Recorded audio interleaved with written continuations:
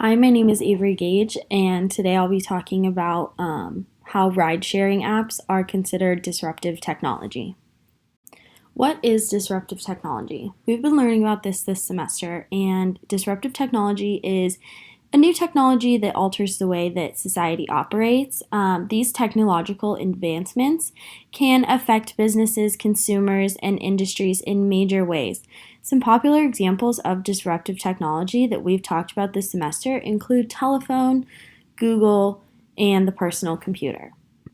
What is a ride sharing app? Ride sharing is a service that arranges one time shared rides on very short notice, usually arranged through a smartphone app.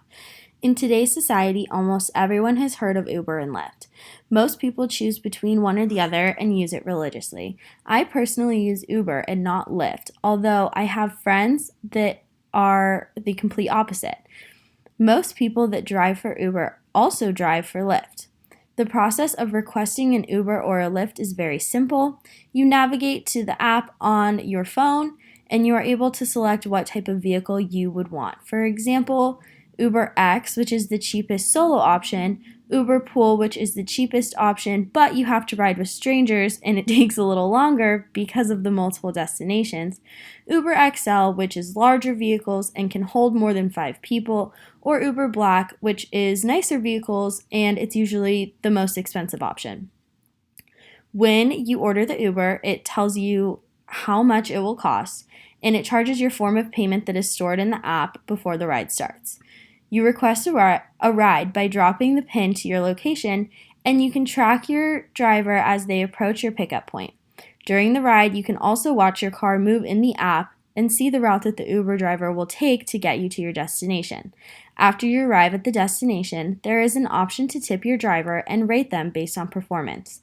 The driver is also able to rate you, so both the driver and the rider are working off of a point-based system or star-based system. What was life like before ride-sharing apps? Well, before ride-sharing apps, taxis were really the only way to get a car on demand, so to speak. Most big cities have a ton of cabs that are available, such as New York City, LA, San Francisco. You basically stand on the corner or just the side of the street and you hail a cab and one will come pick you up.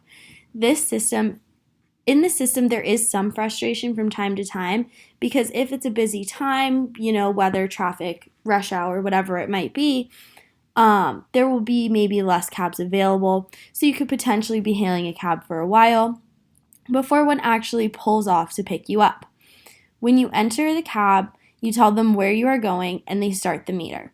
Cabs typically have a base fare and then they add an amount per minute that you're in the car. Once your driver has taken you to your destination, you pay them in either cash or with a credit card machine that is in the back of the cab. Some big cities have started rolling out an app where you can actually link your account to a form of payment for that specific taxi, and it will automatically charge your card at the end of the ride for whatever the cost of the ride is.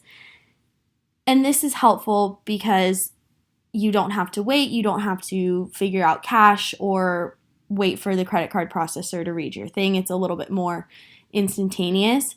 But with cabs, the struggle that a lot of people do have is if it is a big touristy city, there are issues where cab drivers will take advantage of their riders, their passengers, and they will take them a longer route, maybe a more trafficy route, make some wrong turns because these people don't truly know where they're going and there's no way for them to sort of navigate to where they're going on their end without pulling it up on their smartphone. So because of this, the fares could be higher and a lot of the times are because taxi drivers will sort of take you, if you are a tourist, in a longer way so that they can make more money. In smaller cities, cabs are less available and you can't just step out of your house in the suburbs to hail a cab. You'd usually have to call a hotline number that would dispatch a cab near you to come and pick you up. Wait times could be longer in smaller cities and the availability to actually get a cab is much smaller. Also, for a night out, before Uber, Lyft, anything like that, there was always, a designated driver to kind of cut down on drunk driving, which was a safety precaution that a lot of people would take. And this person, wasn't allowed to drink or do anything because they had to be responsible to drive everyone home and get everyone home safely at the end of the night. And while this is a cheaper option than ride sharing apps, it definitely is not as reliable as ride sharing apps in the sense that your designated driver can really do anything. And I'm sure we've all looked over at a party and seen our designated driver, having a drink or two, and we get a little worried about how we're going to get home that night.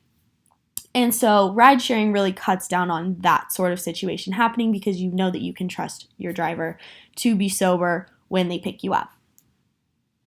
So what are some of the benefits of rideshare apps? I think there are a ton of benefits to ride-sharing apps. Uber and Lyft are extremely convenient for anyone who has a smartphone and a credit card, which is basically most of the population at this point. And to request an Uber or Lyft, you just open the app and a driver will be with you anywhere from 1 to 10 minutes, which really isn't a bad wait time when you think about it. These apps are super intuitive and really easy to learn, and inputting your address is super easy. And even if you don't know the specific address, you can typically type in the name of any restaurant, bar, store, anything you really are trying to go to, and there's a database of stored addresses and locations that are, maybe frequent, things like that, that will actually suggest the address for you so that you don't have to spend a lot of time inputting those. You also can store your home address and your work address into the Uber app. So you can literally just click take me home and it will enter that your home address is going to be where you're going. We'll communicate that with the driver and it's already stored. You don't have to type anything in. You also prepay for the ride, so when you type in your destination, you know how much it's going to cost you before you get in the car, which I think is great. Your credit card is charged before you arrive at the destination, so it's nice to know that the cost of your ride won't fluctuate while you're in the car based on traffic or if the driver makes an incorrect turn, like typically that issue happens in a taxi. Usually traffic costs and things like that are factored into the price because they have the technology to view how long it will take to get to your destination. Getting an Uber is almost instant, and in most cases, barring any slowdowns due to weather or random car accidents, things like that, it's very easy to get an Uber and wait times can be much lower than with taxis. The ease of ordering an Uber when you're upstairs in your hotel or an apartment, and by the time you get downstairs, it is waiting for you outside is a seamless experience that every user really enjoys. Now that Uber and Lyft have grown into massive companies, it is almost everywhere. There are drivers in almost every town in every state across America. Usually the only thing that can delay you from getting an Uber in a small town is the time of night. So if you're trying to call an Uber home at 5 a.m., you might struggle to get one instantly because there are fewer drivers on the road. But if you're planning to take an Uber at 5 a.m. to get to the airport or wherever, you actually have the option to schedule a pickup the night before. That way you know that a driver is going to be ready to pick you up that morning. But to order on a whim might be slightly more challenging. Ubers are also very safe in the sense that you know that your driver will be sober even if you are not. The idea of having a designated driver is great, but with Uber, everyone is able to go out and no one has to have the responsibility fall on their shoulders of being sober and making sure that everyone gets home safe. You can really put this on Uber and rely on Uber to take care of you. Uber can get expensive at times if you are always the one paying for it instead of your friends, but Uber and Lyft rolled out features where you can split the cost of the ride with other people. They also offer cheaper options for Ubers like UberX or Uber Pool that are more cost efficient for your pocket, but you can also request Uber Black, which will be more expensive, but is sometimes necessary for special events. So Uber really has you covered no matter what kind of vehicle you want to arrive in. There are also flaws to rideshare apps, which I think is important to talk about. While Uber and Lyft has significantly enhanced people's lives, there is also major flaws that are very difficult for these companies to control. Uber was previously extremely unsafe for both Uber drivers and riders. And riders were getting kidnapped and assaulted, among other things, by their drivers. And drivers were getting assaulted by their riders due to road rage or other factors.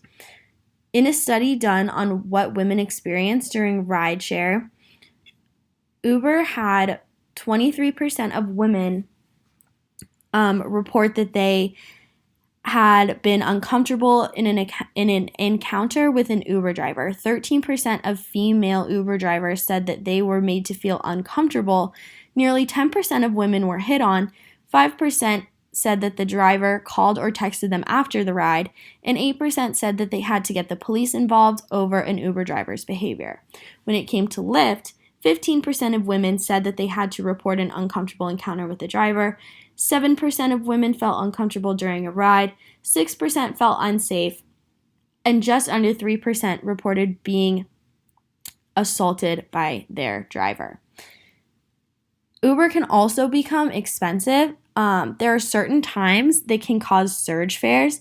And if everyone is trying to request an Uber at the same time and there aren't enough drivers, you either have to wait for it to die down so that you pay less, or you have to pay the surge. Uber apps, in a sense, Uber and Lyft do control sort of some aspect of our lives when it comes to being on time to things that are important, or if you have no other form of transportation and you have to pay the surge fee. These are times that really it sort of takes advantage of us as consumers that are, working with Uber and Lyft and things like that.